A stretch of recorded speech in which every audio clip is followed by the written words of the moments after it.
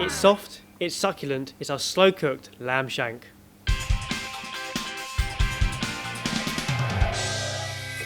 For this recipe, we're going to use a couple of lamb shanks, so a slightly more expensive cut of meat, but it's kind of special. We're going to cook for a long time, very, very slow, with some onion, tomato, garlic, saffron, and a few other spices, and serve it with some crushed potatoes as well. To start with though, as always, we need a few onion and garlic chopping up. Yep. So if you can peel and hack those up, nothing too fine, it's going to cook for so long anyway, it doesn't matter. And I'm going to talk about our lamb shanks. Now, Do I have a shank on me somewhere, or? well, it's part of the leg, so you only have 2 of them, whereas the lamb would have 4. So there's a bone that runs all the way down the middle, okay, and it's all the lovely tender meat around the outside that's useful, but very tough, have to be cooked for a long time for it to be sort of really edible. So we've got a nice hot pan. Before we put it in our slow cooker, we want to seal it off and get a nice colour. There's plenty of fat around the lamb, not to have to put more in the pan, but we'll start cooking those off. While you're doing that, I'm going to season up our lamb shank in the pan. Salt and pepper, and then add all of the spices into our slow cooker. We've got ground cumin, ground cinnamon, and a little bit of turmeric. Okay. Okay, so they're all going in, along with 1 chicken stock cube, okay, which just crumbles straight in, a dollop of tomato puree, and the star of the show, saffron. Ooh, okay, so I said this is quite a special dish. We've got our lamb shanks, they're already sort of 2 or 3 pounds each. Isn't this more expensive than gold? Per weight, per gram, yes, if it's weighed, because each one of those comes from a stamen of a crocus, and a crocus only has 2. They've got to be hand-picked, so yes, very expensive. So you only need a small pinch. About that many is absolutely fine, because they go an awful long way, especially over a long period of time. We've put our chicken stock cube in, but now for the actual stock itself, so enough water to make about 300 ml. And Ben, what happens if you haven't got a slow cooker? Can you just use the oven?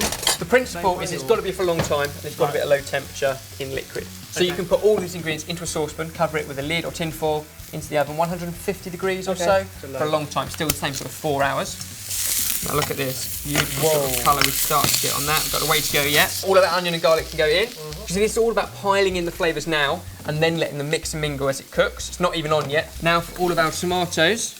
Now these are just small tomatoes. In fact, some of these are so ripe you almost couldn't eat them in the salad. They're very, very soft, but fine for what we want. Just half or quarter is absolutely fine. That lamb smells incredible. It does. There's something about frying lamb that is just amazing. You can get cheaper cuts of lamb and do this with just some cheaper cuts and stew it down if you don't want to use lamb shank, but I think lamb shank for this goes the extra mile. So all of our tomatoes can slide in, and it's formed basically a spiced water bath for our lamb shanks, and these can go into our slow cooker, side by side. A little bit of salt in here as well. And then the lid goes on. We switch it on to high and leave it for 6 hours. Now it is a long time, but we want it so the meat literally falls off the bone. Okay, so after 6 hours, we'll come back and show you what we're going to serve it with. So look at that, plenty of time. Wow. And now look at those. You can see the lamb shanks kind of really shrunk back, so we can fish them out at this point. Be careful, because if they're well cooked, they might even fall off the bone at this point. So we'll just put those on the back to stay warm for a moment or two while we finish off this sauce. As you can see, it's quite a thin sauce at the moment. Okay, so we want to slightly thicken it up, and to do that, teaspoon of corn flour into cold water. So the cold water just stops it from going lumpy, and then that can go into our sauce. As you stir that through, it thickens it up, okay? Nice, thick gravy. If you can drain off our potatoes, they're just new potatoes been boiling away. And I'm gonna add a few cumin seeds to a hot, dry pan, just to toast off. And the final finishing touch is a bit of fresh in the form of our fresh coriander. So if you can then crush up our potatoes, skin and all. Am I mashing or smashing? Smashing. They're crushed, okay? I'm gonna add a little bit of olive oil in there, rather than butter you might add to a mash. And plenty of salt and pepper. Some big chunks is good for this dish. We've just dry toasted off those cumin seeds. Smell that? Wow. They're going in there as well. So that coriander can go in. We can plate it up and make it look as fancy as it deserves. So a big plate, some of your fantastically smashed potatoes. You want that quite dry because there's plenty of sauce. One of our lamb shanks, and we'll just rest that on there like that. Look, that is literally falling off the bone. Then finish the whole thing with a few of our onions and tomatoes, tidy the edges. And then there we go, our very slow cooked saffron lamb shank sorted.